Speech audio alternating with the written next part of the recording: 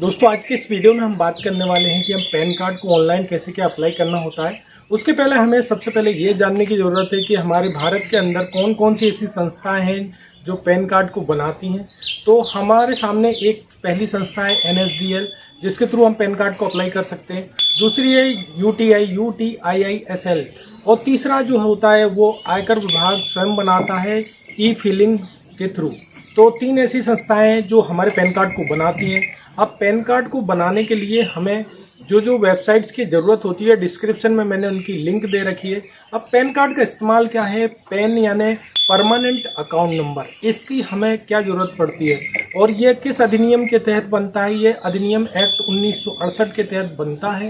ये pan card की हमें उन सारी वित्तीय संस्थानों में ज़रूरत पड़ती है जहाँ भी हम पैसों का लेन देन करते हैं, यानी जहाँ भी हमें पैसों का लेन देन करना होगा, जैसे बैंक हो गया, तो उसके लिए हमें पैन कार्ड की ज़रूरत मैंडेटरी होती है। जैसे ड्राइविंग लाइसेंस के लिए भी अप्लाई कर रहे हैं, तो अगर आपके पास डेट ऑफ बर्थ के प्रूफ के तौर पे कुछ भी नहीं है तो हम पैन कार्ड को भी इसके साथ लगा सकते हैं। तो ऑनलाइन करने की प्रक्रिया इसमें क्या है और क्या क्या डॉक्यूमेंट्स की ज़रूरत पड़ती है, ये सारी प्रोसेस मैं आपको वीडियो के साथ में बताने वाला हूं। तो वीडियो को बिल्कुल भी स्किप ना करिएगा। तो चलते हैं डेस्कटॉप स्क्रीन पर और देख लेते हैं कि हमें ऑनलाइन पैन कार्ड को कैसे बनाना होगा। दोस्तों ऑनलाइन पैन कार्ड को बनाने के लिए मुझे सबसे पहले क्रोम ब्राउजर को ओपन करना होगा और क्रोम ब्राउजर जैसे ओपन हो जाता है तो मुझे यहाँ पर लिखना है NSDL पेन ऑनलाइन। और NSDL पेन ऑनलाइन लिखकर मैं जैसे ही क्लिक करता हूँ तो मेरे सामने कई लिंक्स आ जाती हैं। मैं इस पे ऑनलाइन पेन एप्लीकेशन जो यहाँ पर दिया हुआ है मैं इस पे क्लिक कर दूंगा। दोस्तों अब मैं NSDL के ऑफिशियल वेबसाइट पर आ जाता हूँ और कुछ इस टाइप का इंटरफेस आपको देखने को मिलेगा। अब मैं इसको स्क्रॉल करके थोड़ा सा नीचे आ जाऊंगा और यहाँ पर एप्लीकेशन टाइप जो दिया हुआ है मैं इस पे क्लिक कर दूंगा और यहाँ पर मैं न्यू पेन बना रहा हूँ। तो new PAN Indian citizen form 49A को मुझे भरना होता है, तो मैं इस पे क्लिक कर दूंगा। कैटेगरी को मैं यहाँ पर सिलेक्ट कर लूंगा, क्योंकि मैं इंडिविजुअल हूँ तो मैं इंडिविजुअल पे क्लिक कर दूंगा। आप अगर बॉडी ऑफ इंडिविजुअल्स या एसोसिएशन या ट्रस्ट या लिमिटेड लिएबिलिटी पार्टनर या फर्म्स का किसी का भी पैन कार्ड बना रहे हैं तो इसमें से आप सिलेक्ट कर सकते हैं। मैं इंडिविजुअल को सिलेक्ट कर ले। उसके बाद मैं स्क्रॉल करके नीचे आ जाऊंगा। उसके बाद तो दोस्तों यहाँ पर टाइटल में आप जो भी अपने नाम के आगे लगाना चाह रहे हैं, श्री, और अगर लेडीज है तो श्रीमती, कुमारी, जो भी लगाना चाह रहे हैं उसको यहाँ पर सिलेक्ट कर लेंगे।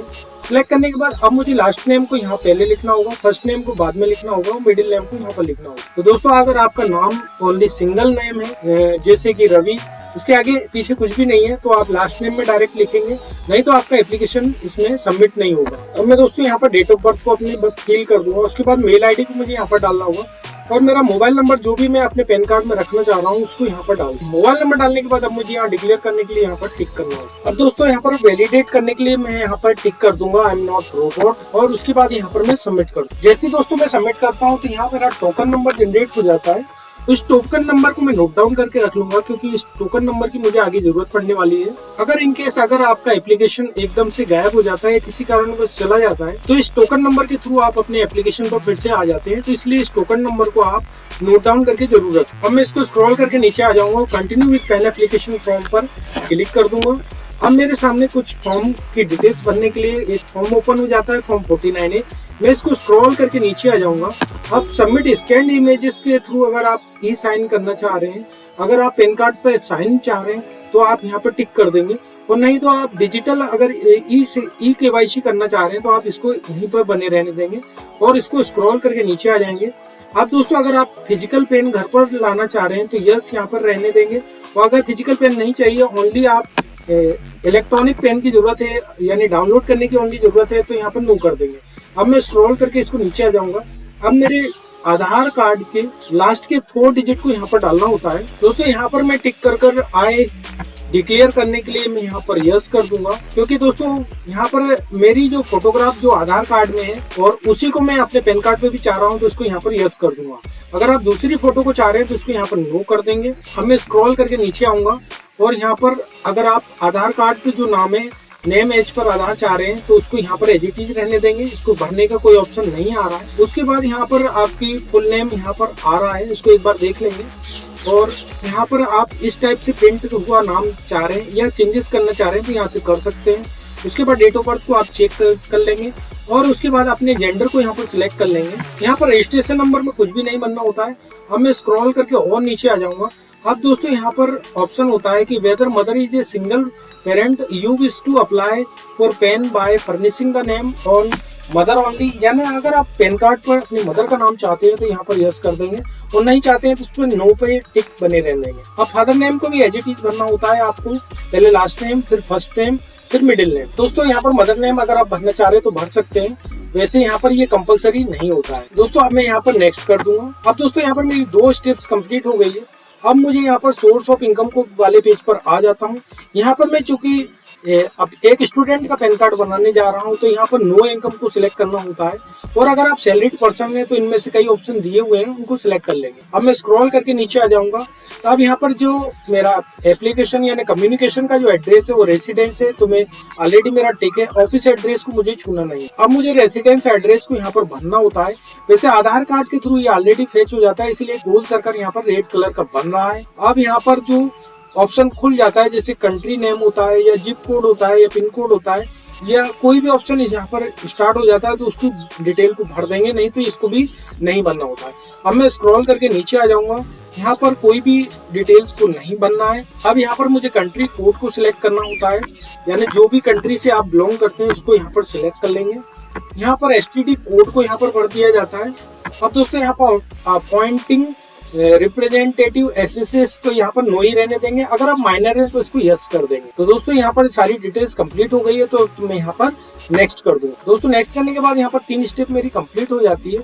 अब एरिया कोड ऑटोमेटिक यहाँ पर सिलेक्ट हो जाता है। अगर आपका एरिया कोड यहाँ पर सिलेक्ट नहीं हुआ है तो यहाँ पर पिन कोड डाल देंगे, और पिन कोड डालने के बाद आप यहाँ पर कहीं भी क्लिक कर देंगे तो आपका जो AO कोड है, रेंज कोड है और ये सारी चीजें ऑटोमेटिक सिलेक्ट हो जाती हैं। उसके बाद AO कोड अगर ऑटोमेटिक सिलेक्ट नहीं होता है तो यहाँ इंडियन सिटीजन पर क्लिक कर देंगे।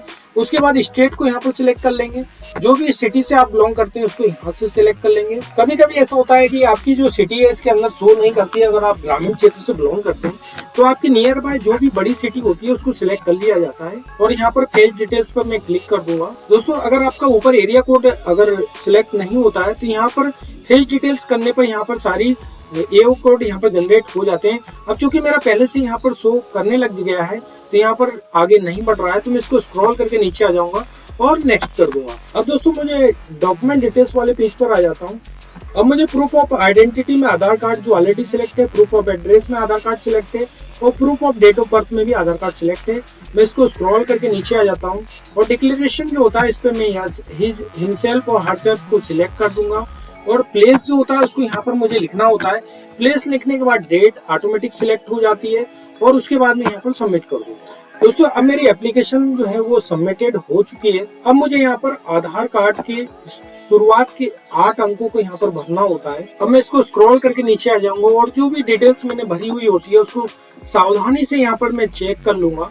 अगर सारी चीजें यहाँ पर सही है तो मैं स्क्रॉल करके नीचे आते जाऊंगा, और मैं अपने फॉर्म जो होता है उसको चेक करते जाऊंगा।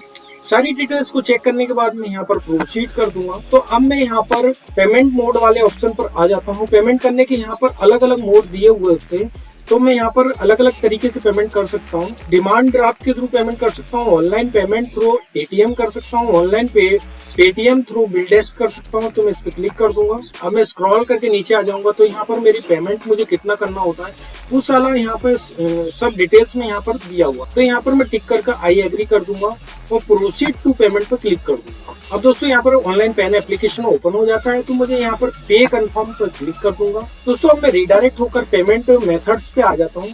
यहाँ मेरे पेमेंट करने के नेट बैंकिंग के लिए ऑप्शन दिया हुआ है, क्रेडिट कार्ड डेबिट कार्ड से पेमेंट करने का ऑप्शन दिया है, QR कोड से पेमेंट करने का ऑप्शन दिया हुआ है, वॉलेट्स के थ्रू आप पेमेंट कर सकते हो और UPI के थ्रू पेमेंट कर सकते हो। तो दोस्तों मैं QR कोड के थ्रू पेमेंट यहाँ पर करने जा रहा हूँ। अब मुझे यहाँ पर सिलेक्ट योर QR कोड के लिए भीम UPI को मैं सिलेक्ट कर लूंगा और मेक पेमेंट पर क्लिक करूँ। मैं जैसे ही मेक पेमेंट पर क्लिक करता हूँ तो यहाँ पर QR कोड मेरे सामने ओपन हो जाएगा। और दोस्तों जैसे ही QR कोड ओपन हो जाता है तो मैं पेटीएम, फोन पे, गूगल पे जो भी आप चलाते हैं उसके थ्रू आप इस पेमेंट को कर सकते हो स्कैन करके। दोस्तों जैसे मेरा यहाँ पर पेमेंट हो जाता है तो मेरी पेमेंट स्लिप यहाँ पर रिडायरेक्ट होकर जनरेट हो जाती है। अब हमें कुछ सेकंडों का वेट करना होता है, तो इसको रिफ्रेश या बैक नहीं करना होता है, इसको एज इट इज रहने देंगे। दोस्तों यहाँ पर मेरी पेमेंट स्लिप जनरेट हो गई है। अब मैं स्क्रॉल करके नीचे आ जाऊंगा और यहाँ पर कंटिन्यू कर दूंगा।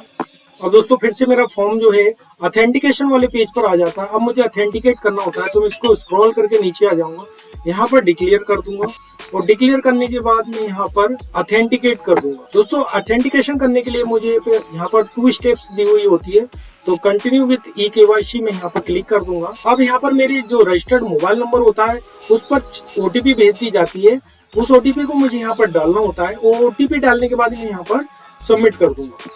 दोस्तों अब मुझे फिर से यहाँ पर कंटिन्यू विद ई साइन पर क्लिक करना होता है। अब दोस्तों कुछ इस टाइप का प्रोटीन वाला पेज यहाँ पर ओपन हो जाता है। इसको यहाँ पर सबसे पहले मुझे यहाँ पर डिक्लेयर करना होता है, यहाँ पर टिक कर दूंगा मैं, और टिक करने के बाद मुझे आधार कार्ड नंबर को यहाँ पर डालना होता है। दोस्तों कंप्लीट आधार संख्या डालने के बाद यहाँ पर मैं देख भी सकता हूँ जो भी आधार संख्या को मैंने डाला है मेरी सही है या गलत है। उसके बाद मैं यहाँ पर सेंड OTP पर क्लिक कर दूंगा और सेंड OTP पर क्लिक करने के बाद यहाँ पर मुझे जो मेरी रजिस्टर्ड मोबाइल नंबर होता है उस पर OTP भेज दी गई है, उस OTP को मुझे यहाँ पर डालना होता है। दोस्तों जैसे ही मैं वेरीफाइड डिटेल्स पर क्लिक करता हूँ तो मेरी OTP के थ्रू यहाँ पर ऑथेंटिकेशन कंप्लीट हो जाता है और मेरा जो पेज होता है वो यहाँ पर जनरेट होने लग जाता है। तो कुछ सेकंडों को हमें यहाँ पर वेट करना होता है, इसको रिफ्रेश या बैक नहीं करना होता है पेज को। तो दोस्तों यहाँ पर मेरा एक्नॉलेजमेंट स्लिप यहाँ पर अब मेरी जनरेट हो चुकी है और मेरा पैन कार्ड जो है वो बन चुका है। अब दोस्तों इसका प्रिंट आउट लेने के लिए या डाउनलोड PDF को आप देखना चाह रहे हैं तो यहाँ पासवर्ड प्रोटेक्टेड फाइल होती है।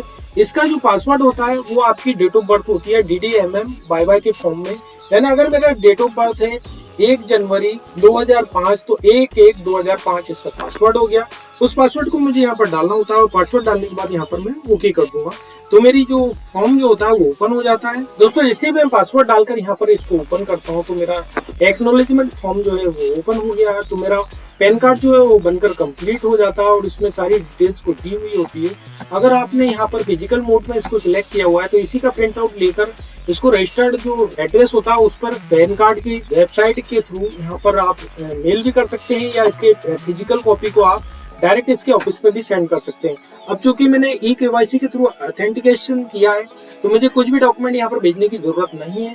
10 से 20 मिनट के अंदर मेरा पैन कार्ड जो है वो जनरेट हो जाता है और उस पे साइन नहीं आएगी ओनली, तो साइन आप है ना परमानेंट मार्कर के थ्रू इस पे कर सकते हैं और इसका प्रिंट आउट लेकर आप रख लेंगे एक प्रूफ के तौर पर। तो दोस्तों इस प्रकार मेरी है ना ऑनलाइन सारी प्रोसेस कंप्लीट हो जाती है और मेरा पैन कार्ड बनकर तैयार हो जाता है। दोस्तों आज की इस वीडियो में हमने सीखा कि हम NSDL वेबसाइट के थ्रू पैन कार्ड को कैसे क्या अप्लाई करेंगे। अब मेरे नेक्स्ट वीडियो में मैं आपको बताऊंगा कि UDI के थ्रू हम पैन कार्ड को कैसे क्या अप्लाई करना होता है। दोस्तों स्टेप बाय स्टेप मैंने आपके साथ सारी प्रोसेस बताई है। फिजिकल मोड में अगर आप पैन कार्ड के लिए अप्लाई करते हैं तो उसके लिए आपके डॉक्यूमेंट जो होते हैं आपको एड्रेस पर भेजना होते हैं, जो भी NSDL की वेबसाइट का जो एड्रेस होता है। तो मैंने आपको डायरेक्ट आधार ऑथेंटिकेशन के थ्रू पैन कार्ड को बनाना बताया है।